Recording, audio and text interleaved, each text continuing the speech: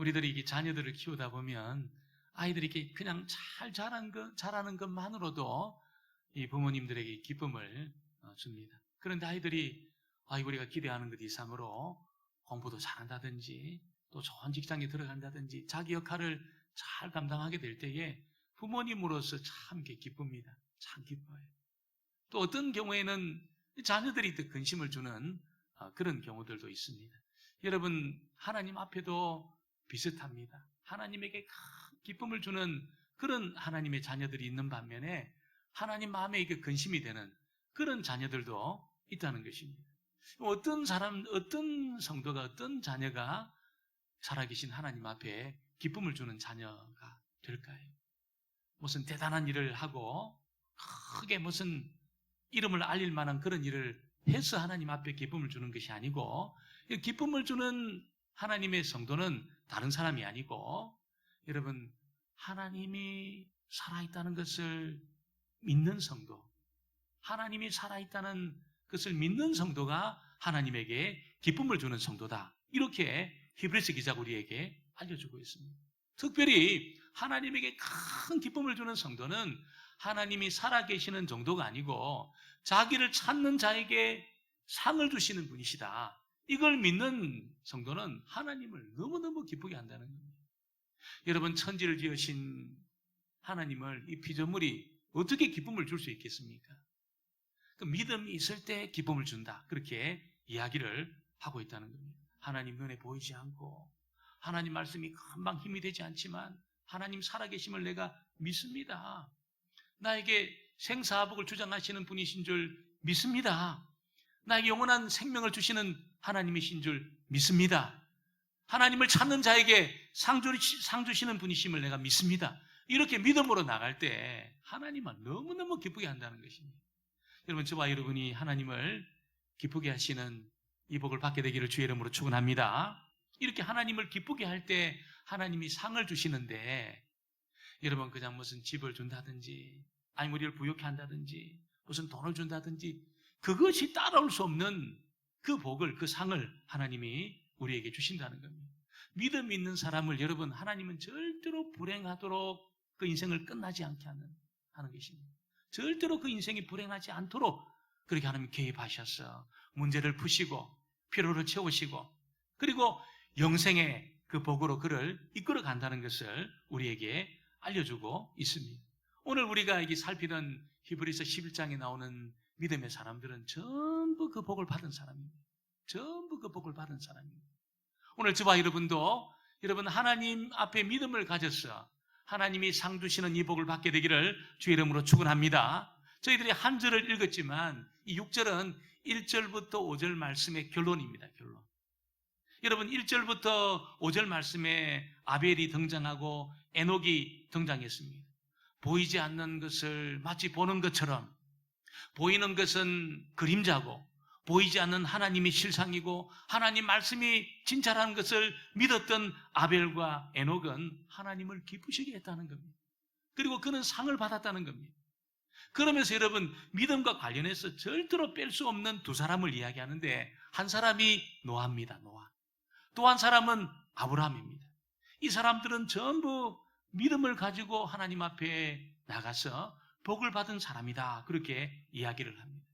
오늘 여러분, 이 첫 번째는 노아에 대한 이야기인데 7절에 보니까 믿음으로 노아는 아직 보이지 않는 일에 경고하심을 받아 경외함으로 방주를 준비하여 그 집을 구원하였으니 이로 말미암아 세상을 정죄하고 믿음을 따르는 의의 상속자가 되었느니라.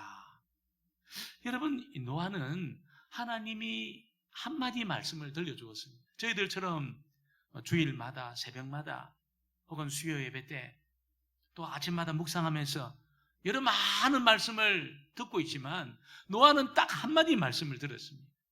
그 말씀이 어떤 말씀입니까? 120년 후에 이 세상을 내가 물로 심판할 거니까 노아, 너는 방주를 만들어라, 배를 만들어라. 그렇게 하나님이 노아에게 한마디 말씀을 들려주었습니다. 여러분, 노아는 이 말씀을 믿었습니다. 왜? 하나님 살아계시고 하나님은 거짓말 안 하시는 분이시기 때문에 120년 후에 이 세상이 물로 멸망할 것을 노아는 알았습니다. 대부분의 사람들은 어떻게 생각했습니까?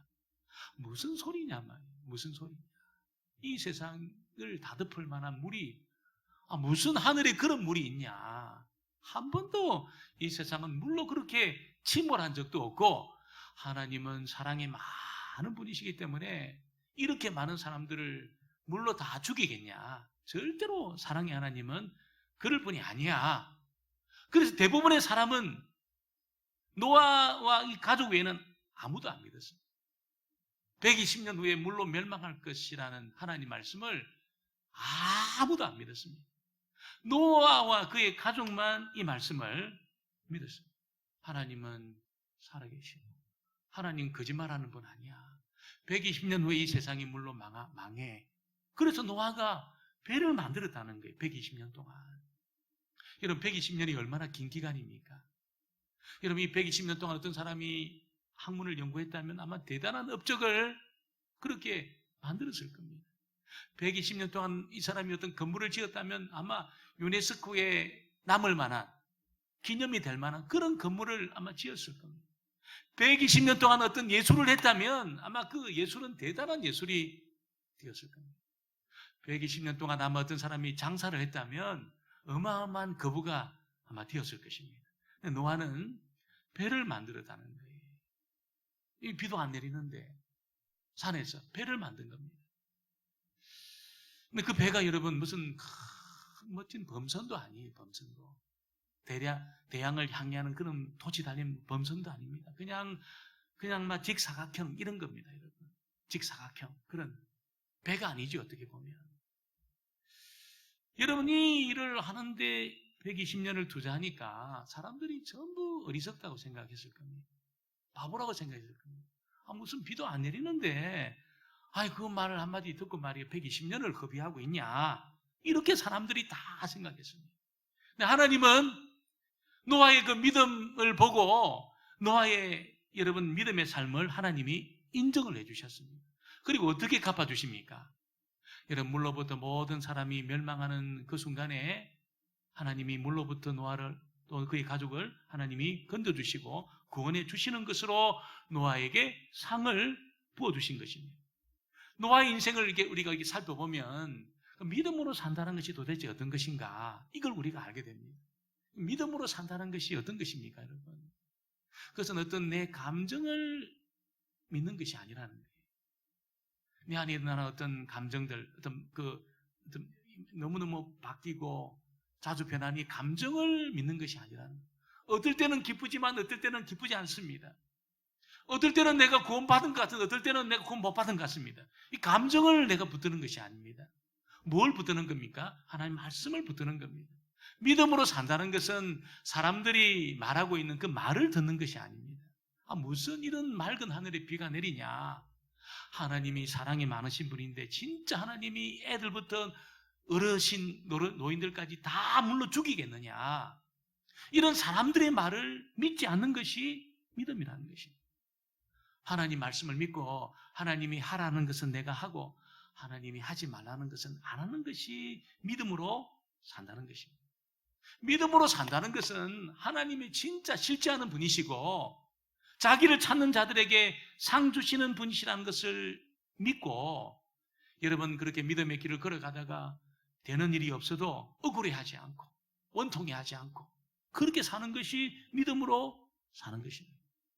오늘 저와 여러분이 우리의 남은 생에는 노아와 같이 꼭 믿음으로 살게 되기를 주의 이름으로 축원합니다. 하나님이 살아계시고 살아계신 하나님은 자기를 찾는 자들에게 상 주시는 분이시고 하나님은 이 세상을 말씀 그대로 되게 하실 것을 믿고 노아처럼 하나님 말씀에 자기를 메어두고 살아가게 되기를 주의 이름으로 축원합니다. 반드시 하나님이 그 인생을 책임져 줄 겁니다.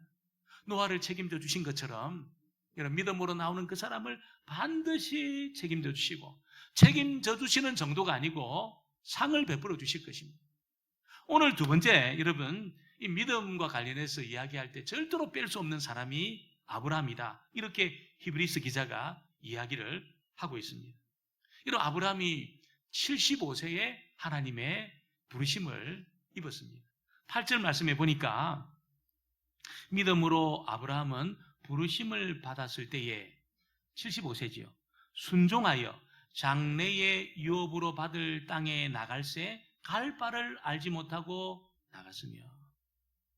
아브라함은 여러분 이 갈대아 우르 또 하란 본토 친척 아비 집에서 잘 살았습니다. 안정되게 살았습니다. 자기 집도 있었습니다. 자기 재산도 있었습니다.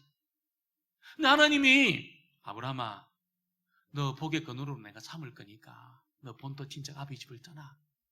그 말씀 한마디에 아브라함이 여러분 아멘 하면서 그렇게 자기 집을 처분하고 자기 땅을 처분하고 자기 재산을 처분하고 하나님의 말씀을 쫓아갔다는 것입니다. 보통 이렇게 급하게 처분할 때 보면 상당히 손해를 봅니다. 제 값을 못 받아요. 뭐 땅이나 집도 마찬가지죠. 급하게 돈이 필요해가지고 무슨 집을 처분해야 되고 땅을 처분해야 될 때 보면은 이 제값을 못 받습니다. 손해를 많이 봅니다. 아브라함은 그런 손해 보는 것을 두려워하지 않은 겁니다. 본토 친척 아비 집이 주로 여러분 우리가 그 여호수아 말씀에 보면 우상을 섬기는 그런 땅입니다. 그런 땅에서 살아계신 하나님 말씀을 듣고 그 말씀을 쫓아가는 그 일에 아브라함이 손해를 성경에는 나오지 않지만 손해를 많이 본 거예요. 집을 처분하고 재산을 처분하는 그 여정에 손해를 많이 본 겁니다. 그럼에도 불구하고 아브라함은 믿음의 이 모험을 하기를 주저하지 않은 겁니다. 믿음의 모험을 하기를 주저하지 않은 겁니다. 여러분 에녹도 그랬습니다. 아벨도 그랬습니다. 노아도 그랬습니다. 이 믿음의 길을 걸어가는 믿음의 모험의 길을 걸어가는 이 일에 여러분 사람들이 손해를 많이 봐요. 손해를 많이 봐요. 시간적인 손해도 봅니다. 아브라함처럼 물질적인 손해도 봅니다. 바보 취급도 당합니다. 그런데 이 사람들의 특징이 뭡니까? 믿음의 모험을 포기하지 않았다는 것입니다. 포기하지 않았습니다. 여러분 아브라함이 그렇게 갈 바를 알지 못하고 갔다고 이야기합니다. 8절에 갈 바를 알지 못하고 나갔다. 하나님이 아브라함을 불렀는데 목적지를 말씀을 안 한 겁니다. 집을 처분하고 재산을 처분하고 길을 떠나는데 어디로 가야 될지를 모르는 거예요. 그러니까 가나안 땅으로 가라고 목적지를 딱 정해준 게 아니라는 겁니다. 그냥 이 아버지 집, 친척 집을 떠나서 이제 길을 가는데 하나님이 조금씩 보여준 거예요. 조금씩. 가나안 땅 여러분 그 브엘세바 이쪽으로 하고 딱 그렇게 목적지를 하나님이 정하지 않고 아브라함은 그냥 조금씩 인도 받으면서 그렇게 떠난 겁니다. 그래서 가보니까 어딥니까? 가나안 땅이었습니다. 가나안 땅에 여러분 무슨 가니까 플랑카드를 딱 붙여가지고 환영합니다. 아브라함 참 잘 오셨어요. 이렇게 플랑카드를 붙여놓지 않았습니다. 전부 그 땅의 사람들은 아브라함에 대해서 적대적이었습니다. 그리고 그 적대적인 땅을 살아가면서 아브라함이 환영을 못 받아요. 근데 여러분 거기서 뭐 합니까? 흉년을 만납니다. 흉년을.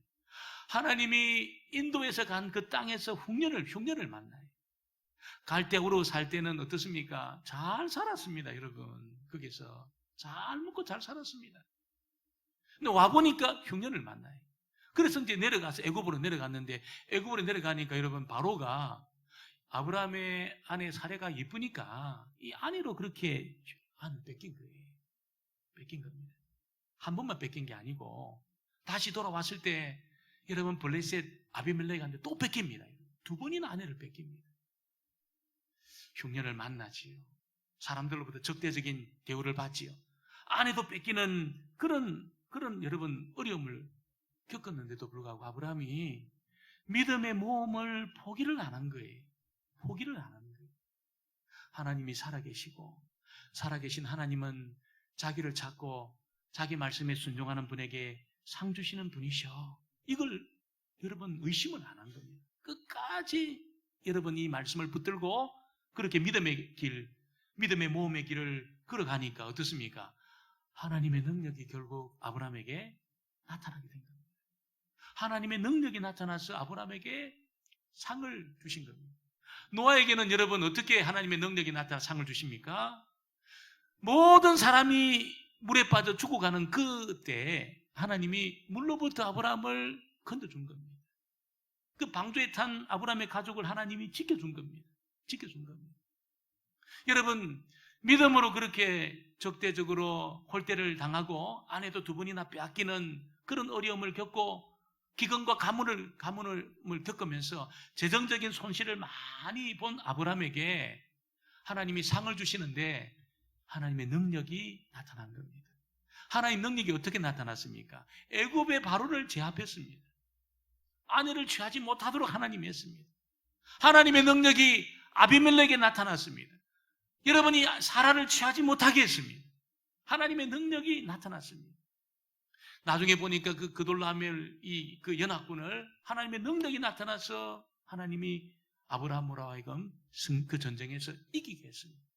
하나님의 능력이 여러분 아브라함에게 나타나가지고 이 몸을 치료했습니다. 몸을 치료했습니다. 아브라함의 그 몸은 아이를 낳을 수 없는 몸입니다. 100세가 다 됐기 때문에 사라의 몸은 이미 여러분 경수가 끊어진 몸입니다. 애를 생산할 수가 없습니다. 하나님의 능력이 나타나니까 몸이 치유가 된 겁니다. 할렐루야. 하나님에게 그런 능력이 있는 줄 믿습니다.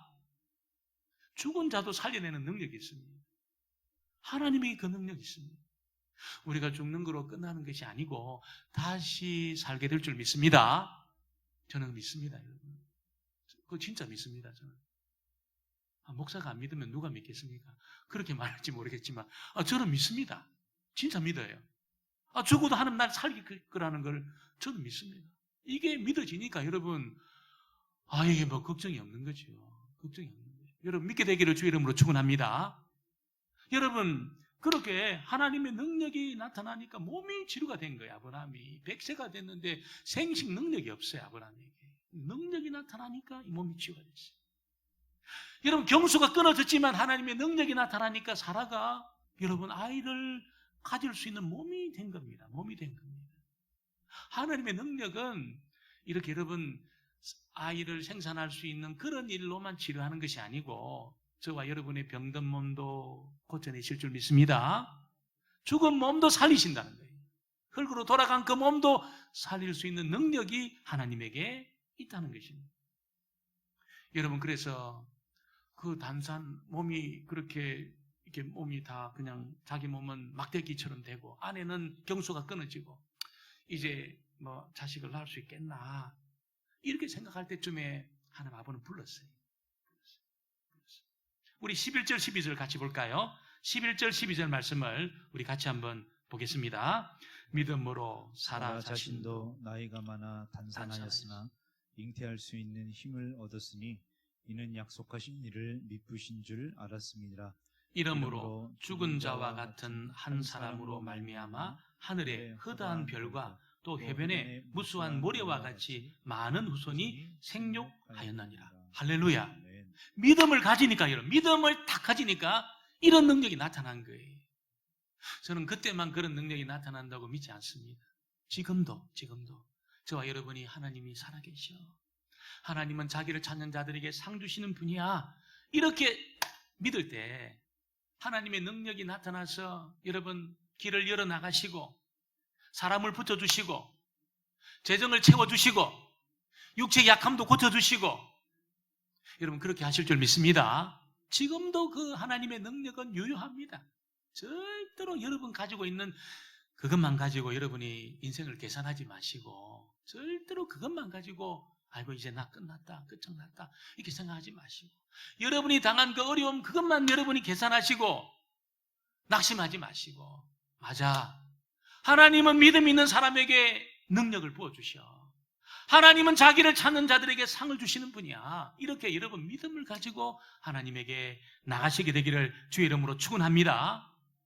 아브라함은 어떻게 그렇게 믿음을 가지게 되었을까요? 아브라함은 갈대 오래 잘 살고 있던 안정되게 살고 있던 이 아브라함이 어떻게 해서 믿음을 가지는 사람이 되었을까요? 하나님이 아브라함에게 찾아오시고 그에게 여러분 은혜를 주시는 그 순간에 눈이 열린 겁니다. 눈이 영안이 열린 겁니다. 그 영안이 뭘까요, 여러분? 이 세상만 있는 것이 아니구나. 눈에 보이는 이 세상만 있는 것이 아니구나. 새로운 세상이 있구나. 이걸 본 겁니다. 이걸 찾은 거예요. 여러분 아브라함이 그냥 이 자기의 일상의 그 삶 있잖아요. 하란에서 갈대우리에서 뭐 집도 있고 재산도 있고 종들도 있고 애는 없었지만 이렇게 막 편안하게 노 잘 사니까 막 이렇게 나는 만족해, 괜찮아. 여러분, 절대로 그 인생은 그런 것으로 만족이 안 된 겁니다. 정직한 거지. 정직하지 않은 사람은 여러분 그것으로만 만족하려고 그렇게 자기를 위안해. 아마 나는 이제 노는 막 이제 평안하니까 돈도 있고 집도 있고 나 건강하고 막 나는 괜찮아 이제. 여러분 이렇게 자기를 그건 속이는 겁니다. 자기를 속이는 거예요. 사람은 여러분 하나님이 오셔서 은혜 주지 않으면 절대로 그 인생이 만족이 안 됩니다. 채워지지 않아요. 여러분 무슨 집이 있는 것으로 인생이 만족이 됩니까? 안 됩니다. 여러분 무슨 차가 있는 것으로 만족이 안 됩니다. 노후가 이렇게 뭐 내가 보장이 되는 것으로 내 인생은 안전해. 절대로 그렇지 않습니다. 아브라함이 그걸 안 거예요. 집이 있고 여러분 재산이 있고 양떼 소떼가 있고 이렇게 난 노는 게 만족이 안 됩니다. 그때 하나님이 찾아오신 겁니다. 찾아오셔서 아브라함을 만나주시고 하나님의 임재를 경험하고 하나님이 부어주시는 은혜를 딱 체험하고 나니까 어떻습니까? 눈이 뜹니다. 눈이 딱 뜨신 겁니다. 새로운 세상이 있구나. 새로운 세상이. 보이는 이 세상이 다가 아니구나. 새로운 세상이 있구나. 하나님이 경영하시는 나라가 있구나.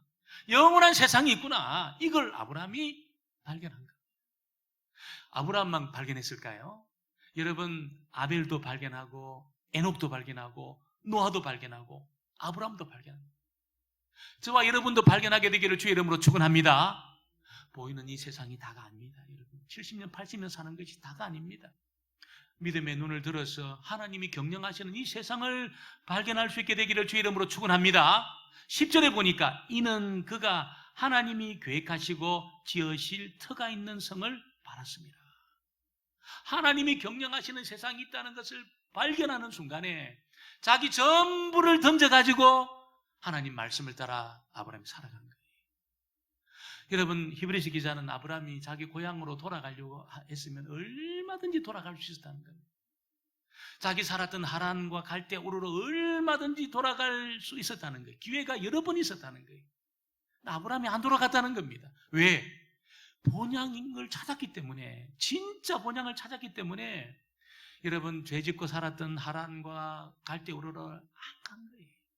가려고 하면 얼마든지 갈 수 있었어요. 안 간 겁니다.